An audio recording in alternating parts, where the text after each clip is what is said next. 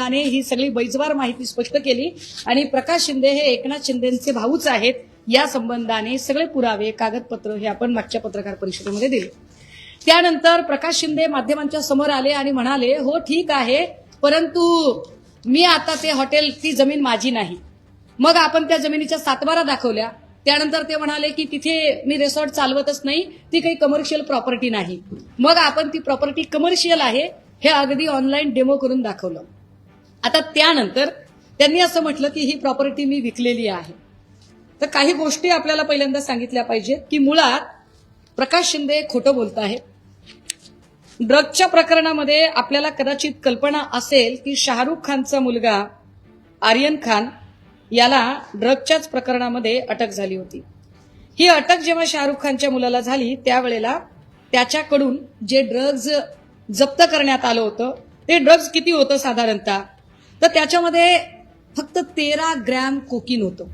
हे फार विशेष आहे की 13 ग्रॅम कोकीन आर्यन खानकडे मिळालेलं होतं, 21 ग्रॅम चरस होतं आणि 22 अर्थात हा पोलिसांनी पंचनाम्यामध्ये लिहिलेला रिपोर्ट आहे, खरं खोटं त्यांनाच माहिती। कारण याचा खरं खोट्यापर्यंत जेव्हा नवाब मलिक पोचायला लागले तेव्हा नवाब मलिकांचं काय झालं हे मी वेगळं सांगायची गरज नाही। 13 ग्रॅम कोकीन, 21 ग्रॅम चरस, 22 गोळ्या एमडीएमएच्या आणि 5 ग्रॅम एमडी ड्रग्ज एवढं ते त्यांच्याकडून जप्त झालं होतं। त्यानंतर आर्यन खानला ताब्यात घेतलं गेलं। आर्यन खानची जामीन होण्यासाठी बऱ्याच मशक्कती कराव्या लागल्या आणि तो जामीन लवकर झाला नाही। याच्या बातम्या फक्त प्रादेशिक नाही तर राष्ट्रीय आणि आंतरराष्ट्रीय चॅनलवर सुद्धा झळकल्या। त्याचे सगळे लाईव्ह प्रेस फुटेज आपल्या समोर दिसले। त्या लाईव्ह प्रेस फुटेजमध्ये कशा पद्धतीने ते ड्रग्ज मिळालं, आर्यन खान कुठे होता काय नाही, ह्या सगळ्या गोष्टी पुढे आल्या। मग एक दुसरी धाड पडली ती प्रांजल खेवलकर। प्रांजल खेवलकर हे एका घरगुती पार्टीला जॉईन झालेले होते आणि त्या घरगुती पार्टीमध्ये तिथे चरस गांजा होता असं सांगितलं गेलं आणि त्याचे सुद्धा फुटेज मिळाले, सीसीटीव्ही फुटेज मिळाले। कशा पद्धतीने पोलीस आत आले, नार्कोटिक्स आत आलं, नार्कोटिक्सने कशा पद्धतीने त्याच्यावर कारवाई केली, मग कुठे कुठल्या पर्समध्ये कुठल्या पुडीतून कोणत्या कागदातून कसा ड्रग्ज मिळाला हे सगळं सांगितलं गेलं। विशेष त्यानंतर पुण्याचे सगळे पोलीस पुढे आले, नार्कोटिक्सची ही सगळी कारवाई करणारे जे लोक होते ते सुद्धा पुढे आले आणि त्यांनी एक जाहीर पत्रकार परिषद घेतली आणि त्या पत्रकार परिषदेमध्ये त्यांनी ते सगळं दाखवलं। हेही नसे थोडके, या पत्रकार परिषदेमध्ये अजून एक व्यक्ती आली जिचा काहीच संबंध नव्हता। एरवी ज्या बाई कुठेच नसतात त्या बाई तिथे चमकोगिरी करायला चमकल्या। मुद्दा हा आहे की जिथे ग्रॅमच्या संख्येमध्ये चरस आणि गांजा मिळाला तिथे पत्रकार परिषदा झाल्या, सीसीटीव्ही फुटेज लगेच माध्यमांकडे आले। मात्र ज्या सावरीमध्ये तब्बल 115 कोटीचं ड्रग्ज मिळालं, ना त्याचं सीसीटीव्ही फुटेज बाहेर आलं, ना त्या संबंधाने एकही पत्रकार परिषद पोलिसांनी घेतली। नार्कोटिक्सने खरं तर त्याच्यातली एक पत्रकार परिषद घेणं अपेक्षित होतं पण ती घेतलीच नाही। या सगळ्यांमध्ये कारवाई करणारे पीआय आत्मजी सावंत, हे आत्मजी सावंत आजपर्यंत कुणालाही भेटले नाही, बोलले नाही, माध्यमांच्या समोर आले नाही, याच्यावर ते चकार शब्द बोलत नाहीत। आत्मजी सावंत कुठे आहेत, त्यांच्या जीवाला काही धोका निर्माण झालाय का, आत्मजी सावंतचं नेमकं काय झालेलं आहे, आत्मजी सावंत बोलत का नाहीत। एकीकडे उपमुख्यमंत्र्यांनी लगेचच स्वतः जज असल्यासारखी क्लीन चिट देऊन टाकली। मी माध्यमांना पुन्हा एकदा आठवण करून दिली पाहिजे, ललित पाटील प्रकरणाच्या वेळेला सुद्धा अशाच पद्धतीच्या क्लीन चिट वाटायचं काम देवेंद्रजी करत होते आणि ते सांगत होते की लवकरच आम्ही ड्रग्ज मधलं सगळं नेक्सस बाहेर काढणार आहोत, पण ते बाहेर निघालं नाही। फार तर थोडेफार दादा भुसे आणि शंभूराज देसाई वगैरे डॅमेज झाले पण ते काही बाहेर आलं नाही। नंतर प्रांजल खेवलकरच्या प्रकरणातही असंच झालं, मी सगळं नेक्सस बाहेर काढणार आहे म्हणाले, नेक्सस बाहेर आलंच नाही। फार तर एकनाथ खडसे, रोहिणी खडसे यांना डॅमेज करायचं काम झालं। आता याही प्रकरणात ते असं म्हणाले की आम्ही सगळं नेक्सस बाहेर काढणार आहोत। नेक्सस बाहेर कधी येणार आहे, नेक्सस बाहेर येतच नाही, येतात ते फक्त आणि फक्त ड्रग्जचे साठे। कारण पहिल्या दिवशी 115 कोटीचं ड्रग्ज सापडतं, 4 दिवसानंतर पुन्हा तिथे लोक जातात, पुन्हा एनडीटीव्हीचा एक कॅमेरा जातो आणि पुन्हा एकदा तिथे तब्बल 30 ते 40 लिटरचं लिक्विड स्वरूपातलं एमडी मिळतं। त्याच्या दुसऱ्याच दिवशी पाचगणीमध्ये सुद्धा 45 किलोचं कोकेन मिळतं। कारवाई काहीच झाली नाही। हे सगळं नेमकं कुठून झालं, काय झालं याची कल्पना नाही।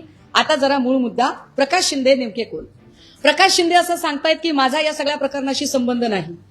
तुमचा संबंध नाही, चला मी 1 मिनिटासाठी मान्य करते. मग बॅकवॉटर मधलं बांधकाम करू कसं काय दिलं? जे शंभूराज देसाई माझ्याबद्दल फार केसेसची भाषा करत होते ते शंभूराज देसाई आता कुठल्या बिळात लपलेले आहेत? शंभूराज देसाईंनी कोणती माहिती घेतली ती माहिती अजूनही पत्रकारांच्या समोर आणि माध्यमांच्या समोर का आणली नाही? शंभूराज देसाई ही गोष्ट का सांगत नाहीयेत की नेमका तो 1200 मीटरचा सिमेंटचा रस्ता कुणासाठी बांधला होता? रस्ता बांधण्यासाठी जमीन अधिगृहीत केली होती का? जमीन अधिगृहीत केली तर ती कोणी अधिगृहीत केली होती? याबद्दल शंभूराज देसाई कमालीची गुप्तता बाळगतात. जर ही प्रॉपर्टी उपमुख्यमंत्र्यांच्या भावाची नाही आणि कोणीतरी एका क्ष माणसाची आहे तर तो क्ष माणूस असा इतका भारी आहे का की पालकमंत्री शंभूराज देसाई सुद्धा कारवाई करायला घाबरतात? शंभूराज देसाई अजून कचरतात का बरं?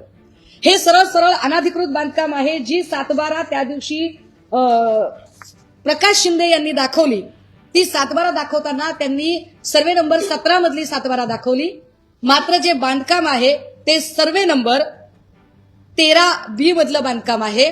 13B ची जी सगळी मिळकत आहे ती सगळीच्या सगळी मिळकत ही कोयनाची मिळकत आहे. म्हणजे ही सरकारी मालमत्ता आहे.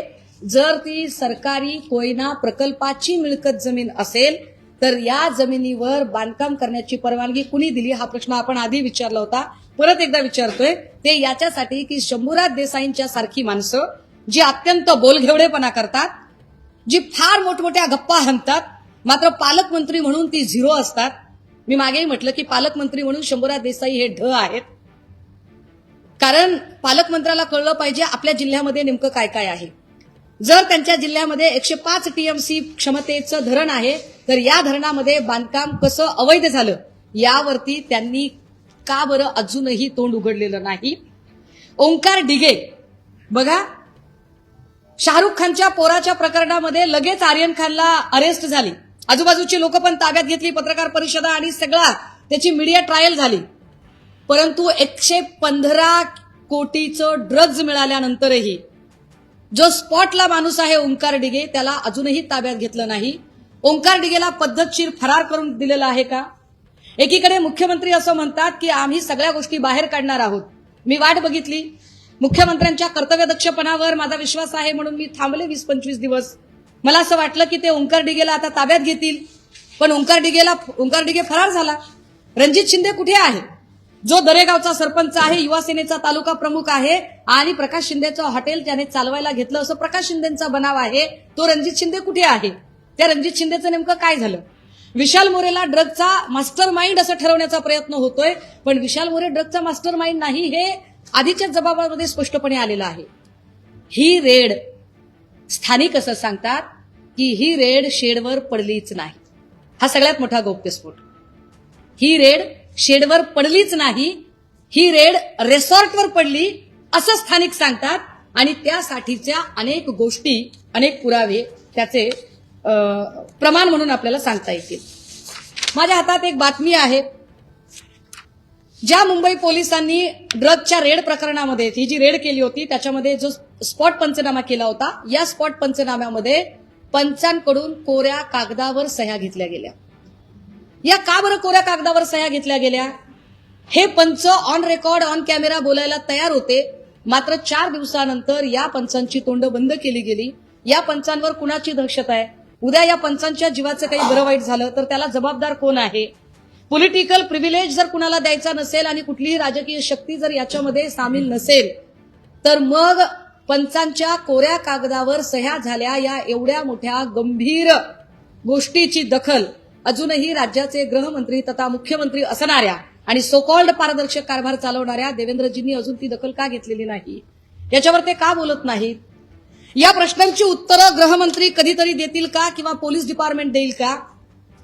जे शेड होतं त्या शेडची जी आम्ही जाऊन पाहणी केली होती त्या शेडमध्ये कुठेही एक शौचालय आहे, एक टॉयलेट आहे, मात्र त्या टॉयलेटमध्ये संपूर्णतः माती पडून ब्लॉक झालेला आहे. ही माणसं इतकी दिवस इथं राहत होती, मग ते कुठे जात असतील बरं प्रातर्विधीसाठी? साधारणतः 5 किलोमीटर एरियाच्या पलीकडे जाणार नाहीत. 5 किलोमीटरचा एरिया तुम्ही तो जो एरिया आहे तो चेक केलाय का? त्याचा फॉरेन्सिक वगैरे काही तपासणी झालेली आहे का? हे लोक नेमके कुठे राहत होते? काय खात होते, कारण तिथे कुठेही चूल नाहीये, गॅस नाहीये, शेगडी नाहीये, पंचनाम्यात तशी नोंद नाहीये. याचा स्पष्ट अर्थ आहे की ही माणसं रिसॉर्टमध्ये राहत होती. आय रिपीट वन्स अगेन, ही माणसं ही रिसॉर्टमध्येच राहत होती, रिसॉर्टमध्येच ती रेड पडली. हे स्पष्ट करण्यासाठी अनेक गोष्टी याला सराउंडिंग मी सांगते की ना तिथे कुठलंही त्या शेडवर टॉयलेट आहे, ना किचन आहे, ना त्यांच्या झोपण्याची जागा आहे, ना बिछाना आहे, ना बेड आहे, आणि असं काहीही नसताना ती राहिली कुठं? स्थानिक म्हणतात की ती रिसॉर्टवरच राहत होती. स्थानिक आता घाबरून बोलत नाहीत. मग ज्या रिसॉर्टवर एवढी मोठी गोष्ट घडत होती आणि जे रिसॉर्ट कोयनाच्या बॅक वॉटरमध्ये अतिशय इल्लीगल पद्धतीने बांधलेलं आहे, ते रिसॉर्ट अजूनही डिमॉलिश का झालं नाही? या पत्रकार परिषदेच्या निमित्ताने मी 3 महत्वाचे प्रश्न उपस्थित करते आणि ते महत्वाचे मुद्दे हे आहेत. एक, ओंकार डिगेला अटक कधी होणार आहे? जर तुम्ही ओंकार डिगेला अटक केली नाही तर हा लढा मला अधिक तीव्र करावा लागेल आणि मला यासाठी मग रस्त्यावरची लढाई लढावी लागेल आणि ती लढायला मी कटिबद्ध असेल. नंबर 2, जे अनाधिकृत बांधकाम आहे ते अनाधिकृत बांधकाम अजूनही डिमॉलिश का केलं नाही? आणि या बांधकामाच्या परवानग्या ज्या ज्या लोकांनी दिल्या होत्या त्यांच्याबद्दल पालकमंत्री म्हणून शंभूराज देसाई यांनी नेमकी काय कारवाई केलेली आहे याची स्पष्टता शंभूराज देसाई यांनी दिली पाहिजे. ती स्पष्टता ते देत नसतील तर नाईलाजाने आम्हाला ही शंका घ्यायला वाव आहे की काय या ड्रग्जच्या सगळ्या धंद्याला प्रत्यक्ष अप्रत्यक्ष तुमचा पाठिंबा होता का? आणि जर तुमचा पाठिंबा नसेल तर मग तुम्ही आतापर्यंत यावर कारवाई का केली नाही हे स्पष्ट करावं लागेल. कारण राज्यातल्या निवडणुकांमध्ये जो पैसा वारेमाप वापरला जातोय तो पैसा अशा पद्धतीने ड्रग्ज मधून तर येत नाही ना, ही एक शंका आहे. यासोबतच या सगळ्यांचा मुखिया अजूनही कळत नाहीये. ओंकार डिगेला परस्पर क्लीन चिट देण्याचा प्रयत्न होतोय, हे दुसऱ्या अजून वर्तमानपत्राचं हे कात्रण आहे. या सगळ्या कारवाईमध्ये काळबेरं आहे असं वर्तमानपत्राचे प्रतिनिधी पत्रकार महोदय सांगतात आणि ते अनेक वेगवेगळ्या बातम्या आम्ही अशी अनेक कात्रणं दाखवू शकते. सातारा पोलिसांची कारवाई, सातारा पोलिसांचा एकूण कारभार तर यामध्ये प्रचंड संशयास्पद आहे. सातारा पोलिसांचा एक कागद माझ्या हातात आहे. सातारा पोलिसांनी कशा पद्धतीने दडपशाही चालू असू शकते त्याचा हा एक नमुना आहे. असा एक काय म्हणता येईल याला की एक टाईप केलेला एक कागद आहे. एखाद्या आरोपीला खोटे गुन्हे त्याच्यावर दाखल करायचे आणि ते गुन्हे दाखल झाल्यानंतर त्या गुन्ह्यांमध्ये मी वाचून दाखवते आपल्याला की एखादा जाब जर द्यायला बोलावला, एखाद्यावर चुकीचे खोटे गुन्हे दाखल करायचे, एका गुन्ह्यात जर आरोपी सापडत नसेल तर कुठला तरी निष्पाप माणूस आणायचा आणि त्याला त्या गुन्ह्यात अडकवायचं. हे कसं केलं जातं तर हा एक कागद आहे आणि हा अत्यंत भयंकर प्रकार आहे. विशेष कार्यकारी दंडाधिकारी तथा अप्पर पोलीस अधीक्षक सातारा यांचे कोर्टात चॅप्टर केस क्रमांक खाली जाब देणाऱ्याचा जबाब, जाब देणाऱ्याचे नाव, इथे एक नाव आहे ते नाव मी जाणीवपूर्वक आता वाचत नाही. या माणसाचं वय 67, व्यवसाय शेती, राहणार पांगरी, तालुका महाबळेश्वर, जिल्हा सातारा. प्रश्न, तुमचे विरुद्ध कलम 126 प्रमाणे पोलीस रिपोर्टची प्रत व कोर्टाने काढलेल्या बहाना सूस कलम 135(3) रोजीचा आदेश तुम्हाला मिळाला आहे काय? होय आणि नाही असे 2 पर्याय नाही, डायरेक्ट होयचा पर्याय आहे. हे आदेश मिळाला, होयच लिहायचं. दुसरा प्रश्न आहे, त्यातील मजकूर वाचून व समजावून सांगितला, तुम्हाला तो समजला का? नाही असा पर्यायच नाही, डायरेक्ट होय पर्याय आहे. मग प्रश्न तिसरा आहे, यावर तुमचे काही म्हणणे आहे काय? पोलिसांविरुद्ध तुमची तक्रार आहे काय? डायरेक्ट पर्याय नाही आहे. ते आमची पोलिसांविरुद्ध तक्रार नाही, आमचं काही म्हणणं नाही, होय हा पर्यायच नाहीये, डायरेक्ट नाही हा पर्याय आहे. छापीलाय हा कागद. पुढे म्हटलंय, तुम्हास बचावासाठी काही पुरावा द्यायचा आहे काय? आणि त्याच्याकडून डायरेक्ट छापील पद्धतीने लिहून घेतलंय नाही, होय हा पर्यायच नाही. ही सातारा पोलिसांची मनमानी. सातारा पोलीस कशा पद्धतीने काम करतात की एखाद्याकडून गुन्हा कशा पद्धतीने वधवून घ्यायचा याच्यावर आवक जावक क्रमांक आहे, याच्यावर आरोपीचं नाव आहे, खाली विशेष कार्यकारी दंडाधिकारी तथा अप्पर पोलीस अधीक्षक सातारा. याचा अर्थ साताऱ्याचे पोलीस हे छळछावणी चालवतात का? जो प्रश्न मी फलटणच्या निमित्ताने विचारला होता, सावरीच्या निमित्ताने आधीच्या 2 पत्रकार परिषदांमध्ये विचारला, तोच प्रश्न पुन्हा एकदा की साताराला असणारे एसपी तुषार दोशीजी काय या छापील अर्जाचं उत्तर देतील का, जो मी आता ट्विट करून टाकेल, की ज्याच्यामध्ये स्पष्टपणे होय नाही असे दोन पर्याय असायला हवेत, पण त्यांच्या सोयीने जिथे त्यांना होय पर्याय द्यायचा तिथे होय दिला, जिथे नाही द्यायचा तिथे फक्त नाही दिला. कुठलाही चॉईस नागरिकांच्या बाजूने, कुठलाही चॉईस, कुठलाही पर्याय त्यांनी ठेवला नाही. या सगळ्यांचा अर्थ काय? मग आता प्रकाश शिंदेंवर कारवाई करायची आहे का? आणि प्रकाश शिंदे जर याच्यात नसतील असं तुमचं म्हणणं असेल, तर जो कुणी माणूस आहे त्याला पकडण्यात तुम्ही किती यशस्वी झालात ते तुम्ही सांगणार आहात का? तपासाच्या नावाखाली गोष्टी लपवून ठेवायच्या. मग या गोष्टी तुम्हाला प्रांजल खेवलकरच्या वेळेला लपवता आल्या नाही, आर्यन खानच्या वेळेला तुम्हाला लपवता आल्या नाही. मग आर्यन खान आणि प्रांजल खेवलकर या दोन लोकांना वेगळा न्याय आणि प्रकाश शिंदेच्या रिसॉर्टला वेगळा न्याय का बरं दिला जातोय?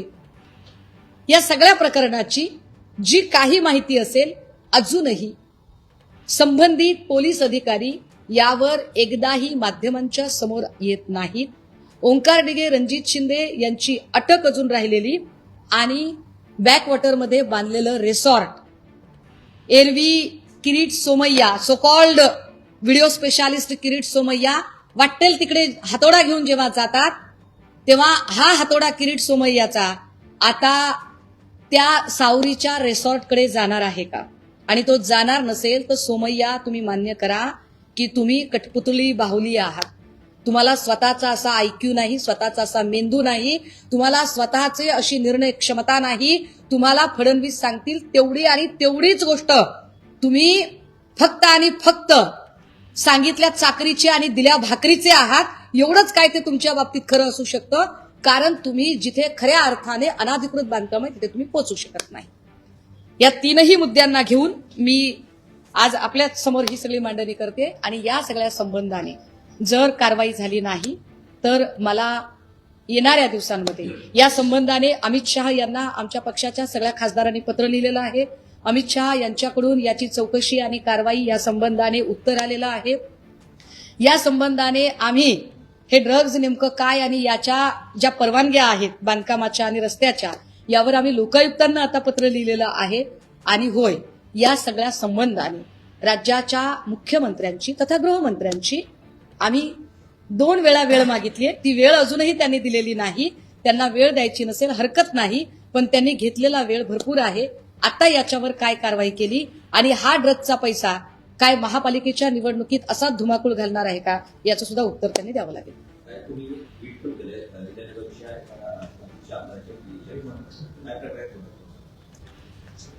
मी आपल्याला असं म्हटलं की ड्रग्जच्या प्रकरणातला पैसा निवडणुकीत येतोय का आणि निवडणुकीत तो पैसा वापरून दहशत निर्माण केली जाते का? अहिल्यानगरमधले अजून 3 व्हिडिओ मी आता याच्यानंतर ट्विट करेल. 3 महिला ओलीस ठेवल्यात त्यांनी, उमेदवार महिला, आणि या 3ही महिलांचे व्हिडिओ मी ट्विट करणार आहे. ज्या पद्धतीने संग्राम जगतापांच्या लोकांनी तिकडे एक दहशत माजवण्याचा प्रयत्न केलाय त्याचा व्हिडिओ मी ट्विट केलाय. आणि त्या संबंधाने राम माने प्रभाग क्रमांक 1 चे उमेदवार जे स्वतः पुढे येऊन माध्यमांशी बोललेले आहेत. अशाच पद्धतीने दहशत पुण्यामध्ये प्रभाग क्रमांक 15 मध्ये जिथे उमेदवार शिवसेना युबीटीचे संजय मोरे, काँग्रेसचे डॉक्टर अमोल देवळकर आहेत, यांच्याही बाबतीत चालू आहे. फोन करणारे सांगतात की आम्ही आंदेकर गँगची माणसं आहोत, पण ती आंदेकर गँगची आहेत की अजून कोणाची याची अजून पुष्टी नाही. मात्र अशा पद्धतीने जर दहशत माजवण्याचा प्रयत्न होत असेल तर ते गंभीर आहे. पारदर्शकतेचा ढोल वाजवणाऱ्या फडणवीसांनी या सगळ्यांची उत्तरं देणं गरजेचं आहे की ड्रग्जचा पैसा, पैशातनं सत्ता, सत्तेतनं पैसा, पैशातनं पुन्हा ड्रग्ज, हे जे तुमचं चक्र आहे ते चक्र कधी थांबणार आहे सांगा.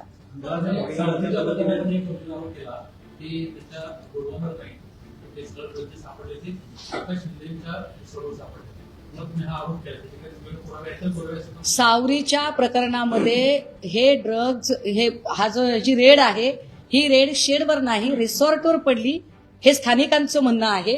स्थानिकांनी असं म्हणणं मांडताना मी आपल्याला सांगितलं की याच्यामध्ये जे पंच होते ते पंच, त्या पंचांना पंचनाम्यावर सह्या न घेता त्यांच्या कोऱ्या कागदावर सह्या घेतल्या गेल्या. यावर ते पंच इतके दिवस बोलायला तयार होते, मात्र मागच्या 1-2 दिवसांपासून तेही दहशतीखाली वावरत आहेत, त्यावर ते बोलत नाहीयेत. महत्वाची बाब अशी की माणसं जेव्हा तिथे राहतात त्यावेळेला निश्चितपणे त्यांच्या काही दैनंदिन गरजा असतात, त्यांचे नैसर्गिक कर्म असतात. तर या सगळ्यांच्यासाठी ही माणसं कोणती जागा वापरत होती? कारण त्या शेडमध्ये कुठेही अन्न शिजवण्याचं कुठल्याही प्रकारच्या खाणाखुणा नाहीत. या लोकांनी कुठे यांना जे टॉयलेट तिथलं आहे ते कम्प्लीट बंद टॉयलेट आहे, ज्याच्यात खूप सारी माती, सिमेंट, दगड पडलेले आहेत. म्हणजे हे बाहेर कुठे जात होते का? मग त्याची फॉरेन्सिक तपासणी केलेली आहे का? मग त्या फॉरेन्सिक तपासणीच्या संदर्भाने माध्यमांशी काही पोलिसांनी काही संवाद साधलेला आहे का? तर त्याचं काहीच माहिती दिसत नाही. या लोकांचा काही बिछाना, काही झोपण्याची व्यवस्था सापडली का? तर तीही अजिबात नाही. मग यांचं राहणं, खाणं, यांचे सगळे नैसर्गिक कर्म, या सगळ्या गोष्टी कुठे होत होत्या? तर त्या सगळ्या परिसरांमध्ये फक्त एक आणि एकच वास्तू आहे, ती म्हणजे ते रिसॉर्ट आहे. त्यामुळे या रिसॉर्टचा संबंध थेट लागतो. पण या रिसॉर्टवर जर आता म्हणणं असेल की आम्हाला माहितीच नाही की या रिसॉर्टचं काय आमचं देणं घेणं नाही, तर मग हे रिसॉर्ट अजूनही अस्तित्वात का आहे? हे रिसॉर्ट अजून डिमॉलिश का झालं नाही? हे रिसॉर्ट तातडीने डिमॉलिश झालं पाहिजे. कदाचित या रिसॉर्टला अजून एकदा चेक करण्याची गरज आहे. रिसॉर्टमध्ये अजून काही सापडू शकतं का ते बघितलं गेलं पाहिजे. पण ते अजूनही एकदाही केलं नाही. या संबंधाने कुठलेही सीसीटीव्ही फुटेज किंवा कॅमेरा शूटिंग असं कुठलीही गोष्ट बाहेर आली नाही. FIR अजूनही ऑनलाईन पडलेली दिसत नाही. जर त्यांचं म्हणणं असेल की मुलुंडला जी कारवाई केली त्यातलीच सप्लिमेंटरी कारवाई म्हणून आम्ही सावरीची कारवाई केली, तर सप्लिमेंटरी कारवाईमधले जे सापडलेले आरोपी आहेत आणि त्यांच्यावर लागलेले जे चार्जेस आहेत ते मूळ FIR मध्ये का आले नाही, यावरही आत्मजी सावंत अजून बोलत नाहीत. मुळात आत्मजी सावंत आहेत कुठे? आत्मजी सावंतांवर दबाव आहे का? आत्मजी सावंत दहशतीखाली आहेत का? आत्मजी सावंतांना काही बोलू दिलं जात नाही का?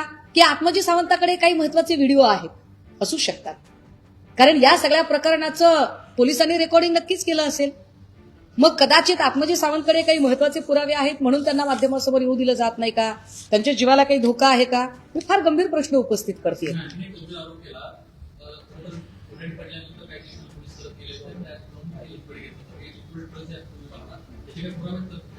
याचे पुरावे मी त्याच दिवशी ट्विट केले.